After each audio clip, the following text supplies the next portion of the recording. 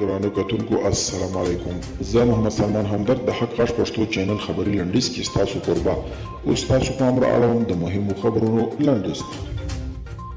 کامران خان د پاکستانی دنیا تلویزیون مشر او خبريال پر خپل ټوئیټر باندې لیکلي چې ولسمشر غنی څو میاشتې مخکې د اسلام آباد چکلاله پوځي هوایي ډګر ته په پټه راغلی و او پرته له دې چې کوز شي په الوتکه کې د پاکستان د پوځ له مشر قمر جاوید باجوا سره اوږد ملاقات کړی. کامران خان وایي د سفر پټ پات کېدل د ولسمشر غنی غوښتنه و ان د پاکستان.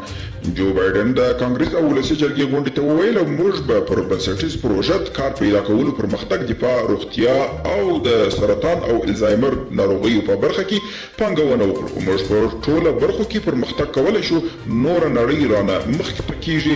موږ له دوی سره په سیالۍ کې یو. چین پر مخ روان دی. د افغانستان بانک د پورونو د ورکړې پروسه کې اسانتیاوې رامنځته کوي. د افغانستان بانک وايي په پام کې لري د صنعتکارانو د سوداګرانو بزګرانو هایټیوالو او کسبګرو لپاره د پورونو د ورکړې په پروسه کې اسانتیاوې رامنځته کړي.